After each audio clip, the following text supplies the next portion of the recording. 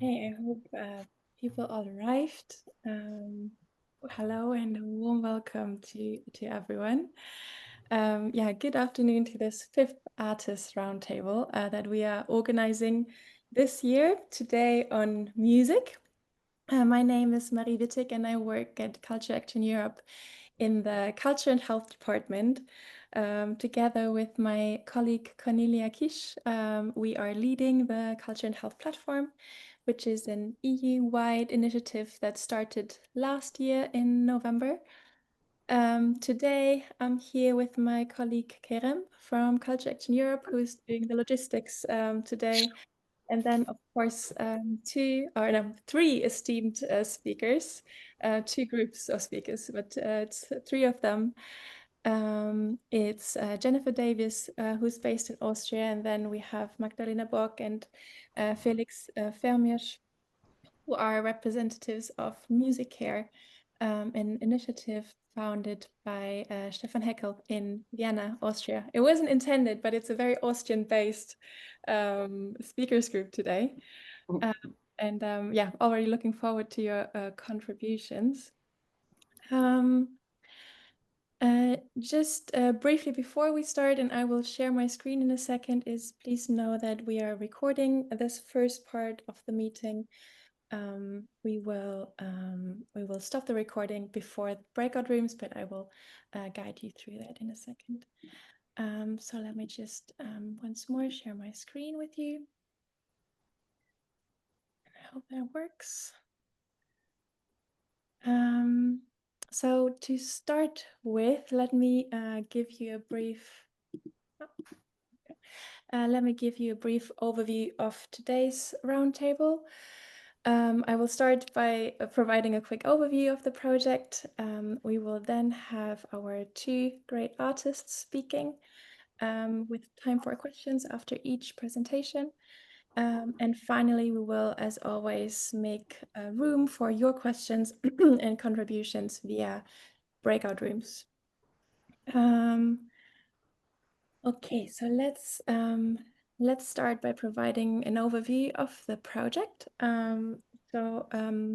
Also the framing of this artist roundtable is maybe a bit more clear. The platform originates in the Culture for Health project and its resulting Culture for Health report. And Kerem will be so kind to drop the links in the chat. The Culture for Health report puts together how culture and cultural activities contribute to health and well-being. And the link between the projects is that many of the recommendations that can be found in the Culture for Health report are now being implemented in the platform project. So that's where it originates. Yeah, the Culture for Health platform has currently a landing page, and Kerem will again share the link, which will be updated with a proper homepage by the end of the month or early November. So you will also be able to find the artist projects that we support and so on online. So as you can see, like we're in the platform project now, but then there's also the CARE project, which we see as a sister project. As you can see here, it truly is an EU-wide initiative. In total, we are currently 16 members in 14 countries, and we're still growing. Each year, we are having a new member from a new country. So I hope your country, in case it isn't part of the platform yet, will be part of it soon. So, for example, we are very positive that Spain will be our new member for the next year. So let's go to the platform actions next. We provide financial support for projects selected via yearly national calls, and from next year onwards, also via yearly EU-wide calls. I would like to point out here that our target group are artists and not organizations, and in particular artists who are now emerging in the field of culture and health. We offer capacity buildings, both online and on location, on an international level and on a local basis. So please have a look at the homepage that Kerem shared earlier, because we list also, we have many events that take place in English. So please have a look. We offer shadowing programs where we invite artists to learn from other artists in other countries. Of course, we also mentor and support the artists that we selected throughout the programs. We increase the visibility via events.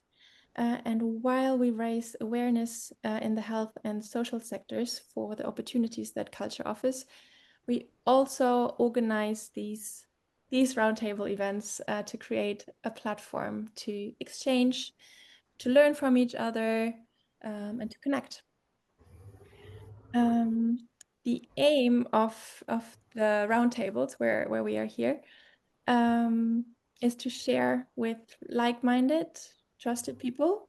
Let's call them your future friends, your experiences, expertise, best practices, but also pitfalls, to provide an opportunity to ask frankly what you have on your mind and what you would like to know. Without further ado, I would love to hand the mic over to Jennifer Davison, our first speaker. And I think I will just leave the introduction to yourself. Okay. Thank you so much. Thank you, Marie. It's wonderful to be here. And I'm coming to you today from Ljubljana, Slovenia, where we just had a meeting for our care group with some focus on workplace health. So it's been an inspiring couple of days. There's a lot of really interesting things happening here. And I've been really excited to be with my colleagues here and also see how much is happening and people really making impact in all kinds of spaces.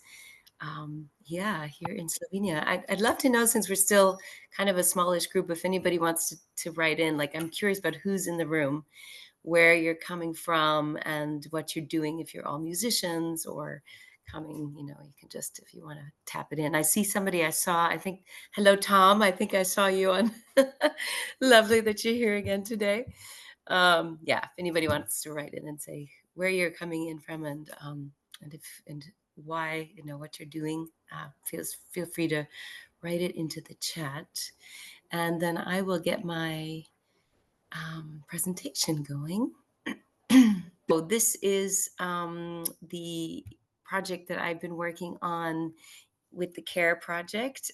Serenade for the Soul is what we call our workshop for workplace health.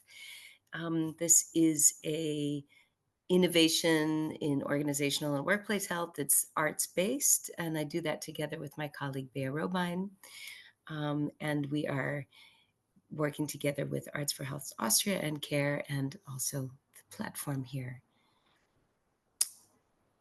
So here we are on stage. Bea is not with us today, but yes, we have been on the stage for a long time. We are both opera singers, and together, that's how many years it's been. Here we are in some of our bigger, more dramatic parts, and we've been really thrilled. When COVID hit, we sort of looked around and said, "Oh my goodness, this is the time when people need us the most." So we were trying to find out how we could make more impact and get the word out a little bit more about what the arts can do for health and well-being. And we've been running and been at it, impassioned ever since. Those of you who saw me in INSA's group on Monday, you heard a little bit about Aufatmen. That was our first program that we did, which was a sister program of the ENO's project Breathe. That's the English National Opera. They put together a rehabilitation program led by opera singers using breath and singing, no talent required, for long COVID recovery. And that's what we started with in collaboration with Arts for Health Austria. We had good support from the Ministry of Health, from the Theater an der Wien, from a variety of institutions in Vienna for that project, for the initial pilot. We did a study on that project, and out of that initiative, rose the interest from a variety of HRs that we spoke to, human resources in companies, to perhaps do a workshop that would be similar, but not specifically for long COVID, but rather for general health and well-being. So this workshop is, we go in, we teach them. Let me start with this slide since we're here. So we've done 13 of these workshops since last November. One of them we've done online. We've had over 100 participants. I think it's a little more now, actually. We had a very busy summer.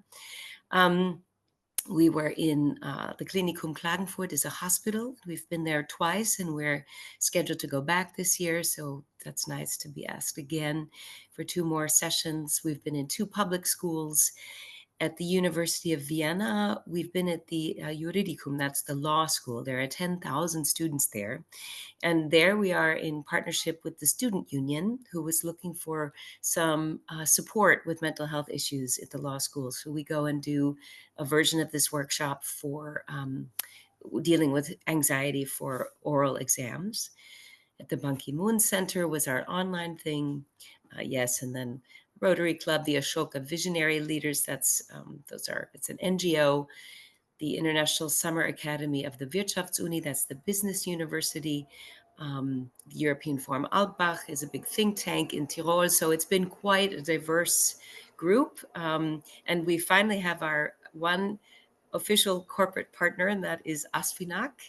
Asfinag and Astro Control, they're in charge of streets. All the streets you drive on in Austria, they are under their protection. And we will be attending their health days next week. So we're really excited about that. And then upcoming ones also Gesundes Österreich. That's one of our health innovation companies, and the International Media Zentrum in Vienna, as well as Green Pertise. That's kind of a female leadership school. So quite different and diverse settings. Yeah, so here we are at work. We come in and we start with breathing and basic posture exercises about, what a singer is learning. We move on to humming, and we did some of that on Monday. Easy singing, easy songs. We bring people into harmony, singing canons. In the longer version of the workshop, we also tackle the subject of emotion regulation, how music can be helping us to tune into ourselves and to regulate our emotions. And that gets really interesting. We help guide people on coming up with a personal playlist for their emotions during the day. And we're playing various games, also focusing on skills like deep listening, and sharing the scientific background, and the science of this new movement. For example, up here in the corner, this is one of the ways we tell people about what singing is doing for them, is to think about, that you're in charge of your own inner pharmacy, and that you can adjust that pharmacy, adjust those inner chemicals, your inner biochemicals, through music and singing. And that's one of those things that we do. And then here's a couple of our groups doing some of the exercises and having a good time or being engaged. The learnings that we have are diverse. Getting into the workplace health scene is quite competitive. It takes a while. People plan things much in advance. The idea of arts for health and well-being is still not quite landed, as most of you know. So we have to sort of package that in a way that makes sense, and so that it's they're always looking for a clear purpose. So what is it exactly? General knowledge building or general skills is not as interesting. They sort of need a very laser focus. So we've found out how we can focus and give titles that make sense to the different groups so far. So one of them is the care for the carers, that works in healthcare and education settings quite well. And then in those corporate settings, we are going more with the empowerment of the voice, enhancing performance, team building, and stress reduction. talking with your audience beforehand is really useful, so you know what they need and you can adjust your offer. And we've also found that doing this in cultural formats and conferences is very interesting, because then they're a little bit more open to something that's special, something that's unusual, and there we find a lot of enthusiasm, actually. So we've been enjoying those formats as well. Yes, these are two versions of our poster. The one is the Serenade for the Soul, that the teachers love that, the caregivers love that. And then when we're working in those other settings, we talk about finding your voice, and then that's also finding your inner voice, and that works quite well. Yeah, so we've noticed a couple of things, lots of fun things. One is that the intergenerational aspect is always exciting for us. Lots of enthusiasm from Gen Z, from the younger generations, feeling like, hey, this is really something. I feel creative, and now I know that the science is supporting that, and that's an awesome combination. And then the last thing we did, we had a couple of people over 80 years old in our format at the European Forum Alpbach, and their eyes were shining so beautifully after our intervention. And it's sort of, it doesn't matter how old you are, this enthusiasm comes, and they're also able to share this experience together, and that's really exciting. We have some resistance, as I mentioned, especially in the corporate setting. A lot of people are nervous about their voices. They think they can't sing. They would never want to sing with their colleagues or their bosses. So that's one thing we've been having to think about. We notice a fear of vulnerability in the corporate settings. And again, this relevance needs to be really laser focused when we go into those settings. And answers we found is when we say, hey, creativity is a source of resilience, that's interesting to people. People sort of have a feeling for that. Also, the subject of human creativity is getting more and more important in the corporate space because of AI. So I think this is actually getting really interesting. It's not like a what for when we come in talking about creativity. Also, as performers, that's really interesting for the corporate setting, because they are also performers and high performers. And so there's a real connection, I find, and interest in what we're doing. And yes, bringing that science makes it really, really strong. Experiential, always the best. These are some of my favorite quotes.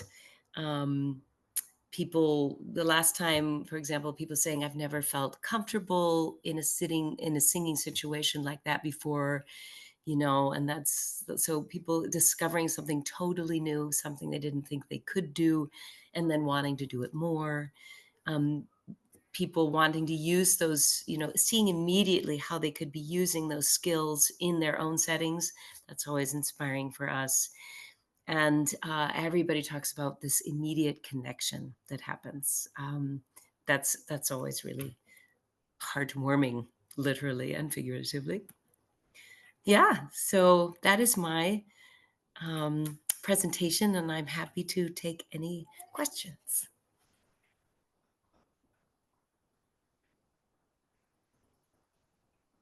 I hope you could There we go. understand. Yeah, fantastic. That was brilliant. Thank you so much, Jennifer, for this very inspiring view behind the scenes of what's happening there. Yeah. I do have a few questions, but I really would like to give the stage to our guests first, in case they do have any questions, because I think we have very many artists here, very many like-minded people. And I see the first hand from Benno. Please go ahead. Yes, hello. Do you hear me? Yes.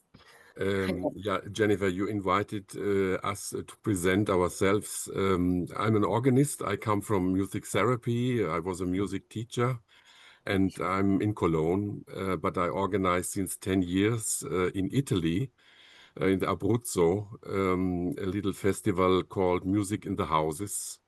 And this is I don't want to interrupt you probably, but we will have these introductions in the breakout rooms later. okay.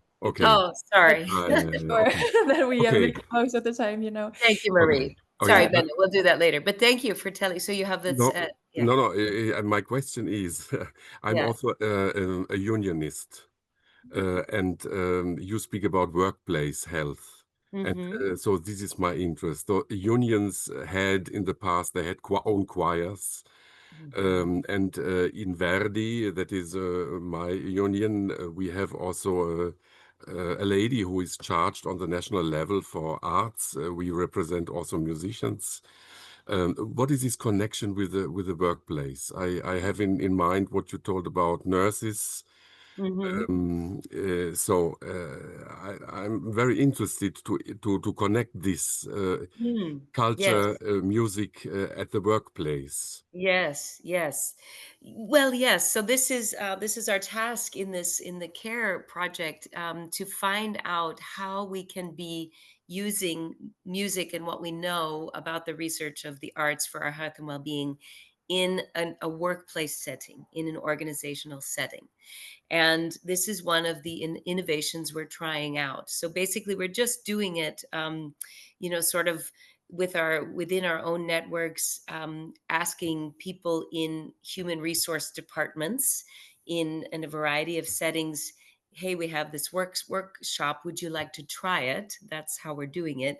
And the idea was we could go into the workplace setting with our workshop and make this kind of offering. So like the hospital where we started, for example, they have sports, they have yoga, they have a variety of offerings for their workers, for their employee health. And so they just add us into their portfolio, and we see who shows up on the day of our workshop. And so that's basically how we've been doing it. And like I said, we've been in hospitals, we've been in schools, we're going into a corporate health event, and then also at these sorts of things like conferences, festivals, these sorts of gatherings of people is where we've been working. But I mean, it would be a wonderful thing to discuss about with your group about how they might be using these things, putting these into the portfolio. I don't know if the choirs still exist, but maybe you could be expanding that or bringing another element to that idea. If I look back in the history for a moment, you come from Vienna. So, and Vienna was also Schönberg and his pupil Webern, who conducted workers' choirs in Yeah, a wider place, this kind of democratization. And yeah. there are also companies like Siemens. They had a very active group for culture within the companies for the workers. Hmm. Is this also an approach? Could you address Siemens in Slovenia, for example, to do something for their workers? This is what we're doing, and this is actually brilliant, and thank you for sharing this information, because we don't know a lot about this history, or I don't personally. And so, the idea is basically to sort of revive something exactly like that, to say we used to do this, we used to have these places where we gathered and sang, and this has been got less and less available to people. How about bringing this back in? What can we do now that we know we really do need it? Let's bring it back. So Siemens is a fantastic idea, and yes, I will immediately put them on the list. Or any other ideas you have, or if you'd like to meet and brainstorm on that, or ways that you could be doing that with the work that you're already doing, would be happy to do that. I just need the website of your project here, maybe in the chat, so I Yeah. will explore. Okay. Actually, our care website is going to be going up in 2 weeks, where there will be more about our specific intervention. And then we also have a website that's about what the workshops that we do, because we do that in combination with our startup. And I can send you, that's the social impact startup, where there's more information about the workshops in particular. Thank you. And then maybe also because, I mean, you mentioned all these workplaces where you go to, because we do have so many artists that might also plan to have such impact, but don't know how to contact these organizations. Do you maybe have a tip for them how to actually reach out and get in touch? Because I think it's this first barrier that needs to be overcome, and that is often the hardest. Absolutely. Yes. Well, just like with the brain, the better, you're starting with making your own networks strong. So the more networks, the better. So for us, we started with personal contacts, people we knew who worked in a company or in a hospital or in a school. That's always the best place to start. And then when you're going into a company that you don't know, what you're looking for is the human resource person, like the so-called HR department. Mhm. But the best thing is really to think about an uncle or a cousin or a friend or somebody, a friend of a friend who might be working in a company who could be interested. And starting there is, I think, the easiest way to go about it. And then once you get a little experience, you get your foot in the door, you start understanding how it works. And also get some testimonials, get some photos, say, hey, this is what people are saying about our workshop. This is how you then go on to Yeah. the next job, and also word of mouth referrals, those kinds of things. Yeah, fantastic. And then, I mean, also you pointed out you work with posters to share, like, or to make it more public what you are doing. And I Yeah. find super interesting that you showed two posters. So do you already have in mind that you have like different audiences, or is like, how do you like Yeah. made you? That's been interesting. We found that out really quickly. So, we loved our poetic name, Serenade for the Soul. We love that. And that gets a lot of resonance from a certain group. Like I Mhm, said, from the hospitals, from teachers, this kind of thing. mhm, But however, when I took that to my corporate people, they said, "Huh? You know, that sounds nice, but what's it really for?" And they told me, you'll need to reframe that, and and really make it toward the needs of that group, which is more, you know, enhancing performance, enhancing energy, um, preventing burnout, mental health. These kinds of things are interesting. And, a lot of, I don't know how many singers are in our group, but or performers in general, a big theme. The voice in general is a big theme for many people. We all have, and we find that there is unfortunately sort of a societal atrophy of the vocal muscle, because so much of what we do now is just writing and reading, and we're all hooked in, and we're not using our voices enough. And so when people have to get up in front of groups, and even in a big meeting, and say something, there's a lot of nerves, a lot of stage fright, a lot of you know so we found there's a lot of interest around the voice and strengthening the voice. So I can just give that out into the world, that anybody who is someone working with the voice, this is a big theme. And I think empowering our voices is a wonderful metaphor for many of the things we're working on, particularly with building, fortifying our democracy, and all those other things. yeah, fantastic. Thank you so much, Jennifer. That was really inspiring. Thank you so much for this all this input. Thank Um, you. if there are no further questions, and I don't think so, we will just wait to the for the breakout room sessions, I guess. I would like to now move on to our second wonderful team, Magdalena and Felix from MusiCare. And I will bring you to the stage with a click. There we go. Yeah, very warm welcome to you. And yeah, if you would please also, I think it's best if you just introduce yourselves. Thank you so much. Thank you, Marie. So while Felix is starting the PowerPoint, I introduce myself. My name is Magdalena Borg. I'm a researcher in the University of Music and Performing Arts, Vienna. And I'm here today for the project MusiCare. And I was a researcher in this project as well. And so I'm not so important today. I will just give you a big overview or small a bigger picture, overview of the bigger picture. The important person today is our artist Felix Vermeirschch, who was part of the project and still is as a cellist. So I will just speak a few minutes, and then Felix will, will get the stage. Do you want to say something about yourself now? Well, I will just introduce me Yes. quickly. So I'm Felix. I'm from Belgium. I'm a cellist, and I have been part of the MusiCare research program as a student, and now I am part as an active member of the MusiCare Association.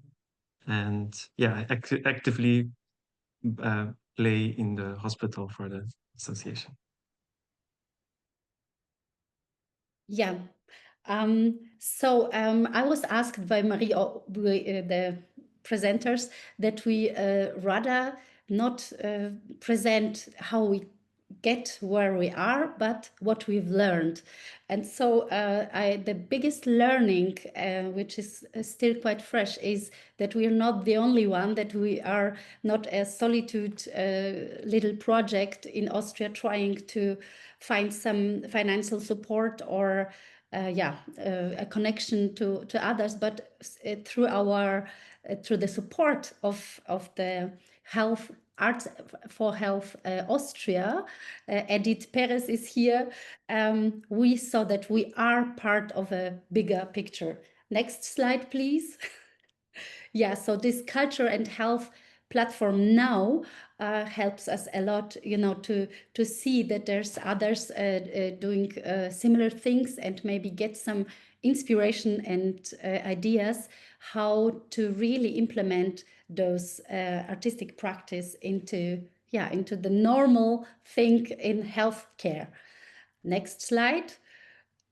So in the years of the research, when I was presenting it somewhere and I used this slide, Culture for Health, I think it changed now to Culture and Health. People were always surprised and impressed that there is already so many different projects doing this work, this very meaningful work. So that was for us also, it was just a reference. And now we are part of it. That's what I wanted to say. So I learned we're not einsam and alone. And yeah, that's why we are here also today. So next slide. And the report was a very great help at the end of research. And that's where specifically for Austria, there was this publication, Art and Health, and a big presentation. And that was in the last year of our research. And that had a great meaning for us to see others, other projects. So that was the bigger picture, and the now, here and now, we are in this platform together. And so, what is MusiCare? Next slide. MusiCare is an association or a very small NGO based in Vienna. We started with 8 persons. And we are now around 20, and we are getting bigger and bigger.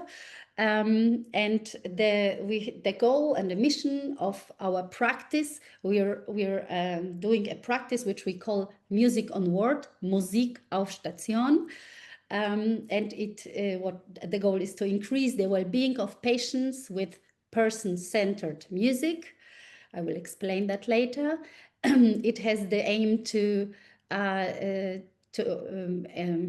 enable a creative and aesthetic experience and a change in the daily routines in the clinics. It is so for patients, it is so for the families visiting the patients, and of course, as important is the staff. So when we get there with the music on some specific word, the whole atmosphere changes. And it is also, this is my research background, is researching on careers of musicians, developing, becoming a musician. this practice is a new professional field for musicians. I say new because it is still new in this traditional house I'm in, also right now in the university in Vienna. Of course, it's a very traditional house, and so those things at this Schnittstelle, or what is it, health and arts, is still feels very new for a normal violin, for a classical violin person or flute or whatever.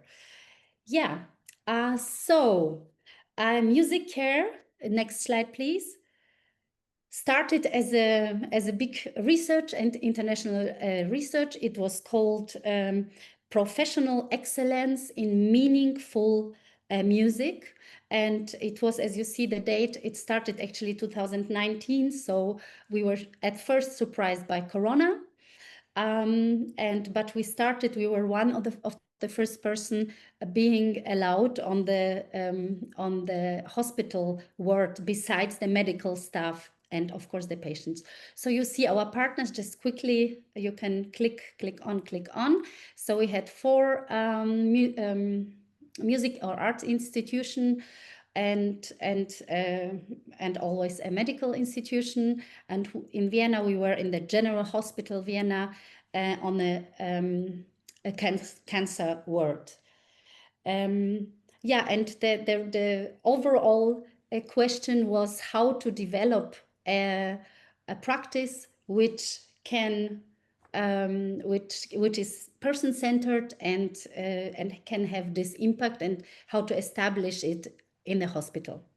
Next slide. So music on word, as you see now the word professional excellence in meaningful music in healthcare.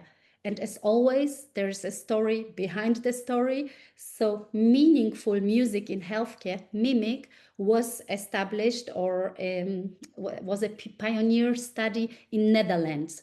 So they first started it in the years before. They started to invent this practice about improvisation for patients.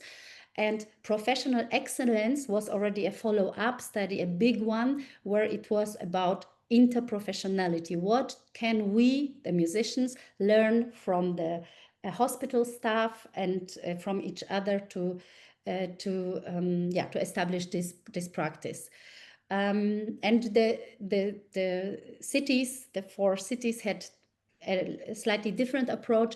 In Vienna, we had a specific setting. We had music therapists and, let's call them, concert musicians together, doing this and developing this practice together. Let me see. So maybe I tell you how it worked very shortly. We spent always a kind of a shorter project week on a word, and in each project week, a trio, so 3 musicians, were out of those 3, there must be a music therapist and a 4th person, it's a mediator. And while it was researched, it was me coming on the word on 4 consecutive days, and this trio plays music for about hour and a half for different patients and staff.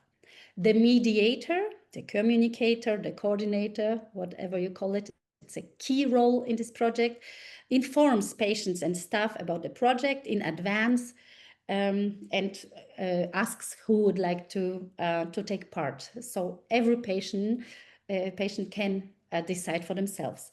The ritual at the beginning of each project day on the word is the sounding walk. We will show you a little movie, you will hear that.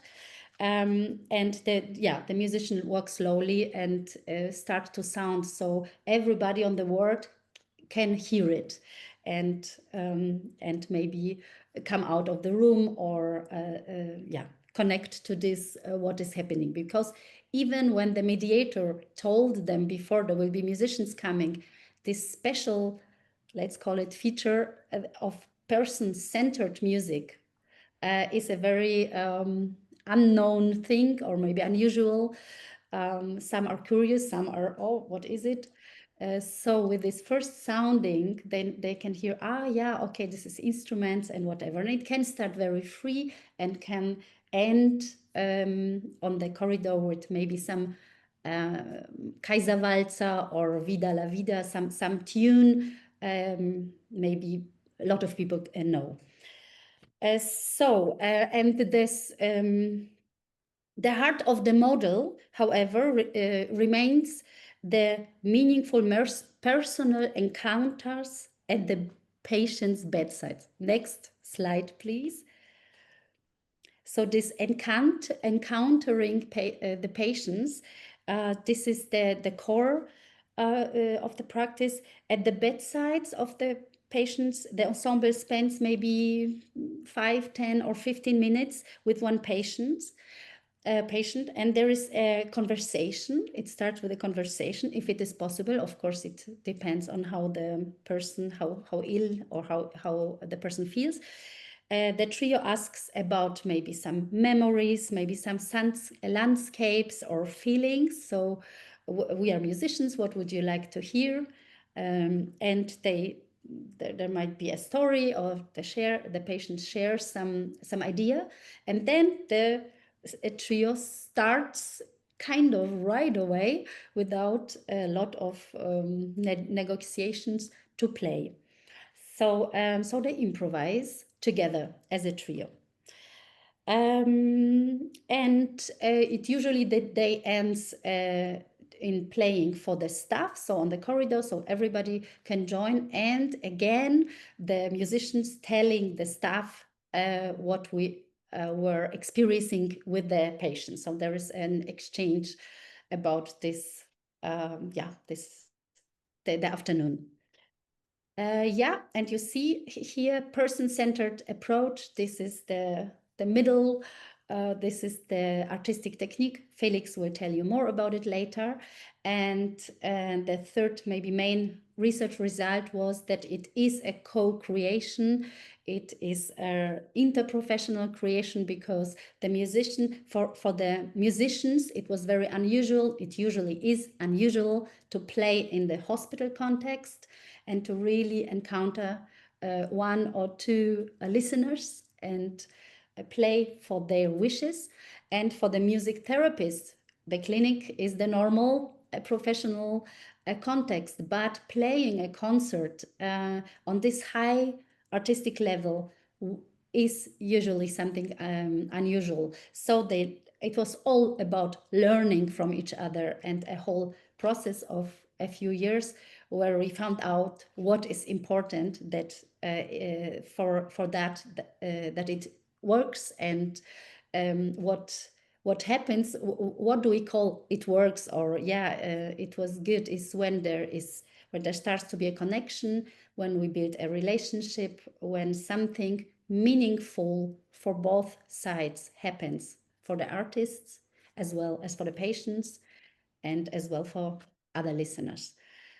So I think the next slide is already the movie, right, Felix? Yes. So it's a just short 3 minutes, shorter version of a 15 minutes movie you can find on our website. But just so you hear what we're talking about, and then Felix will go on. Thank you.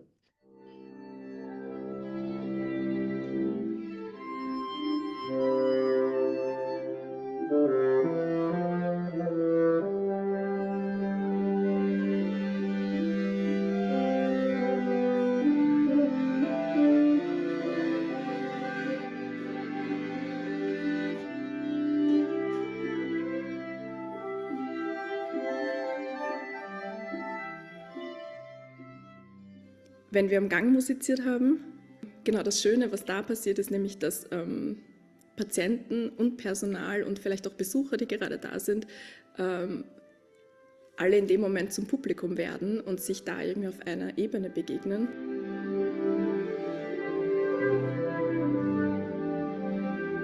Da hat man schon schnell gesehen, wer interessiert war und wer nicht. Und es gab auch eine Dame, die eigentlich nie wirklich wollte, dass wir ins Zimmer spielen. Aber sie hat auch immer ein bisschen rausgeguckt. Und dann am letzten Tag ist sie dann doch hergekommen, wo wir am Gang gespielt haben, und hat sie sich dann am Gang was gewünscht. Und dann hat sie sich den Schwan von Camille Saint-Saëns gewünscht. Und wir Musiker waren so, das haben wir gar nicht vorbereitet. Und dann haben wir tatsächlich, also ich habe am Cello den Schwan gespielt und die anderen Musiker haben dann das dann begleitet.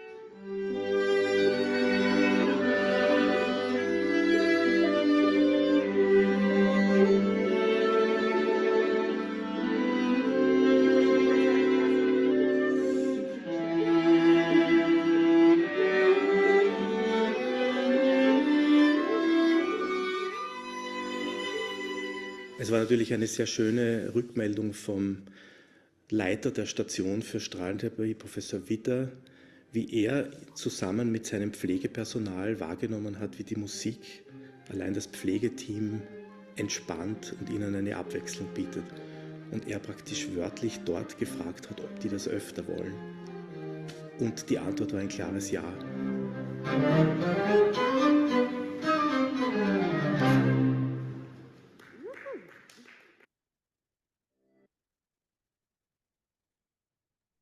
Okay, I think now you have a better view of our project. So I will also tell a little bit about my own experiences. So the first time that I actually started playing as a student in the hospital, we were visiting a patient who was still very young, and he also told us that he didn't really have any understanding about classical or acoustical or improvised music. And we started playing, and the reaction that he gave us was just so, he was so full of surprise and was so genuine that it actually made me think, and it made me also think back to my childhood and my own experiences, first time hearing music.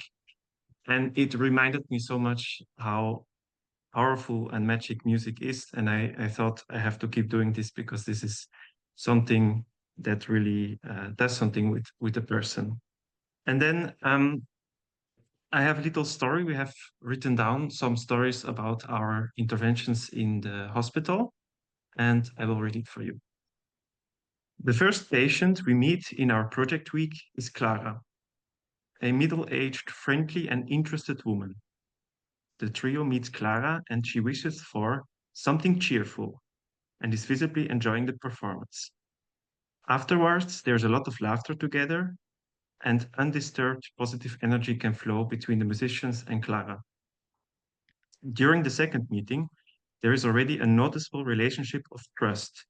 Musicians and patients ask each other questions about their lives, feel more and more familiar with each other, despite the unusual setting. Clara's musical wish now is something from Tuscany, her former homeland. She talks about the lightness of Italians and the beautiful landscape in Tuscany. Our music therapist Mata, playing the clarinet, noticed that the lady was visibly touched by the music and kept wiping her eyes. On the next day, Clara mentioned that she told many friends that she got an amazing private concert here, and that everyone was very enthusiastic about it. I think this offering is really meaningful, she tells the musicians, and later even confides to Elizabeth, the mediator at her bedside, that she generally doesn't like to talk about her suffering. And with the music, she now got something very special to share. She expresses her resonance and says, "This empathy with your audience, I find this so great. This is what I felt here." Yeah. So, what we think is key for working in the area of culture and health as musicians are a few things. So the first of all, it's definitely listening and showing empathy. That's why we have our music therapists working as mediators. So we really go to the patients before we play music and really ask them if it's okay and how they are feeling about it, and also afterwards talking with them. Then also we really make sure we collaborate with the healthcare staff, because they are under a lot of pressure and it's not always easy to also take care of patients and also let musicians on the ward. And we really make sure we are communicating a lot and making sure that we are on the same place. We also make sure as musicians that our music is, it can be simple. So in the setting of a hospital, it doesn't need to be complicated music. It doesn't have to be an 1 hour long concerto. So even very short, even very simple improvisations or pieces also had a very deep impact. And that's something that we really learn a lot from.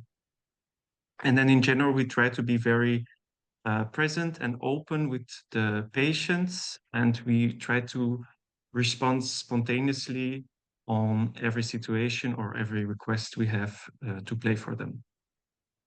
Then we use a few techniques in our practice. So the most important is, of course, improvisation.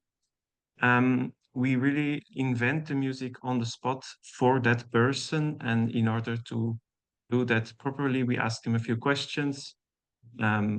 Sometimes we want them to describe a certain landscape. That has been very useful.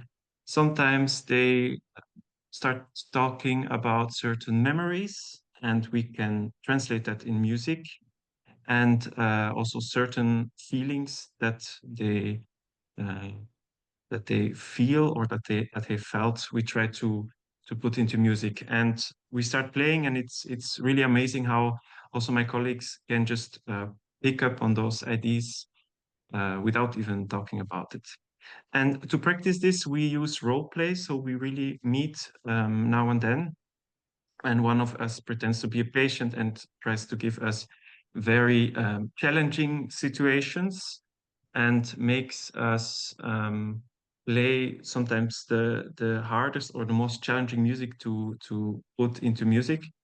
And it's something that has helped us to be more adaptable and to be more reactable, to be more reactive in the hospital. And we not only use improvisation, we also notice that sometimes we just need a song that people know. And therefore we arrange for our trio, we arrange a lot of music, and sometimes even on request. So we also have had on the last research project, we had one violinist, Viola. She was with the patient, and the patient wished for the Humoresque from Dvorak, but we didn't have it, so we played something else instead. But then secretly overnight, she was actually arranging the piece for violin and cello, and we played it in the morning for him, and it was one of the most rewarding and intimate moments we had of the week. And we still try to do that. So if there are requests, we really try to arrange more music, and at some point we have in all genres enough to provide. But we of course prefer improvised music because it's more, you can connect a bit more with the patient. And then a few advices that we have. So we really value shared leadership and shared responsibilities, because everybody can feel more included, and it boosts creativity of the group. So the output of new ideas is a lot higher if you leave it to everyone. And yeah, it's also very important for improvising that every person is valued the same. So otherwise the music would not work like that. We also have really good starting routines, and we take time to unwind after the playing. We sometimes before going into the hospital, we sing together, which is very relevant for you, Jennifer. And we also improvise, not for the patients, but just for each other, not to just connect on a mental level, but also on a musical level. And also afterwards, we really talk about everybody, how they are feeling and their experiences. Then in the research project, we actually had to write journals, and we had to write reflections. And we noticed that this is very useful. So we asked ourselves questions like, what went well today and why did it go well? Or what challenged me today and what did I learn from it?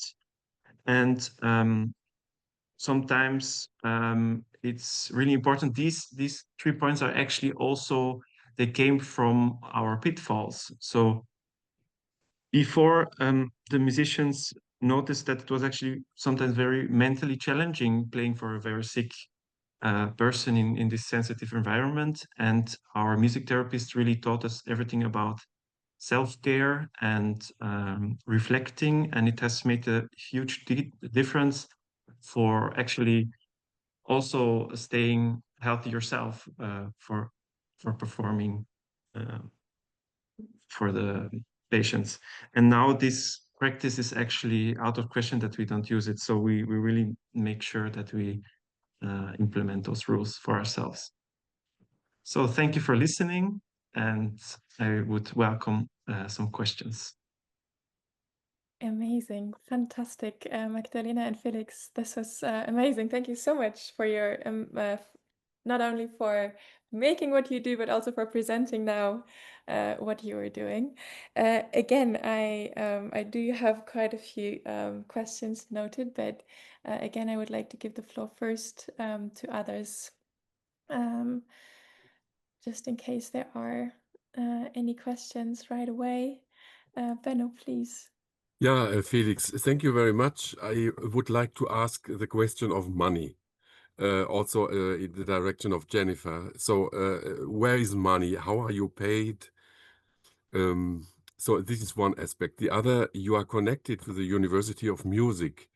And so often it is told not everyone in the Musikhochschule can do a Konzertexamen. We must prepare for something else, or the Schulmusiker, though they don't want to go in school, they can do something else. How is the connection with the Musikhochschule? Do you offer courses? Do you find people? I'm sure those who like a bit improvisation, and not everyone likes this a lot. Yeah.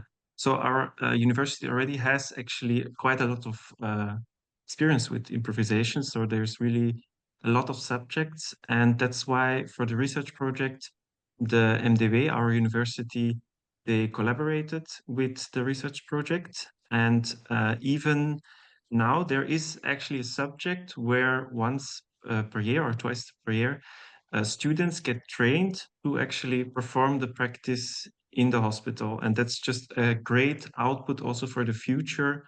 And yeah, it's a great base. Maybe Magda, you could tell something about our funding. Just shortly, it was a part of the research that we developed this elective for the university. So now every semester, the students of music therapy and instrumental studies have the chance, and there is a kind of an entrance exam.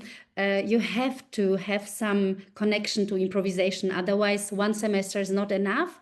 But yeah, that is where we always get new people, because some connect so much, and it is so much into them to do that, even when they until now just played guitar, whatever, that they then stay as professionals they can join our association, and then we look for possibilities that we really go on the hospital. And now the finances, of course, during the research, it was paid by a huge ministerium of something out of from Brussels and Netherlands. Then it stopped, and we couldn't do anything for a year. We didn't get financial support, although we tried. And in the second year, in year 25, we got 3 different supports. The main one being from the Culture and Health Austria. And so we can now, for this year, in this coming, now we start in October actually with 4 new words, and on 4 different clinics or houses with older or ill people. So, but of course, after this, again, we have these questions. So that is really, so we hope in this year that besides doing it, we will find new ideas, new possibilities. And already now we do again the Antrag for, it's coming from the city, from the Bundes Ministeria, and yeah, and Art for Health, did I forget one? Yeah, but it's really, and then we want the musicians to be paid, and we can do it now. But in the year, in this gap year, we didn't have money. We sometimes introduced, at least went there once to a clinic, and we did that also for the musicians to not forget why we want to do it. You have to do it, and then you know why it's so meaningful, and then the energy is there, and then at some point we hope the money comes, and it came. So for now we're fine. For the future, we don't know. But there are no costs for the hospital. No cost for the hospital. Since we have those, öffentliche, public clinics, we did not start doing it yet for some private clinics. Maybe that would be different story, but we really try to reach like everybody, like our big AKH, it's a biggest public hospital. So, and hospitals like this. May I add the other part? You spoke about music therapy, and my question would have been, where is the frontier between music therapy and these activities that I first heard from Musique à l'Hôpital in France, that were one of the first groups. But I heard you integrated the music therapist in your group. Yes. Yes, we have music therapists as musicians, and we learn from them, and they play with us their part, but we don't work music therapeutically, because we meet a patient once, we don't know their story, like we don't know their diagnosis, and we don't have a Auftrag. So if to do therapy, you have to have this, this is this diagnosis, and you have to do therapy. It's a concert, but it has an impact, and we can call it has a therapeutic, it can have therapeutic impact. But we did not measure that, as for a longer, we were not allowed to make interviews with the patients. So it was ethically clear. It was about the perspective of the musicians, and we were very close with the ward doctor, chief boss. So he told us what the patients or what the staff told him. But of course, so it was always out of question that it is a new therapy, but it was kind of a non-drug treatment and strong artistic intervention. Thank you so much. Yeah, fantastic. As time is unfortunately running, even though I also still have so many questions, like... May I just add something to this point, because I think for information is important. In Austria is the only country, I think, in the world where we have a music therapy law. And so for us, it is quite clear what is the difference between culture and arts and health and music or arts therapy. Yeah. Thank you. Yeah, thank you. Maybe we can get back to that also in our breakout rooms now, just as the questions like, maybe is there, Felix, you already pointed out great learnings that you had throughout these past years, but is there maybe something particular that you do no longer do? Like, how do you change your teams, or how did you get in touch with the hospitals? I think these are questions that we can also explore later in our breakout rooms. Because out of experience, it's very sad that some of the audience are leaving us before the breakout room starts. So just briefly, just to not miss the opportunity, I want to share with you what's coming up next. Please know that there will be another roundtable on crafts in September, and then another one on photography and film in October. There's a third one in October, and we're still looking for a topic. And please let us know if you have something you would like us to focus on. Please share your thoughts.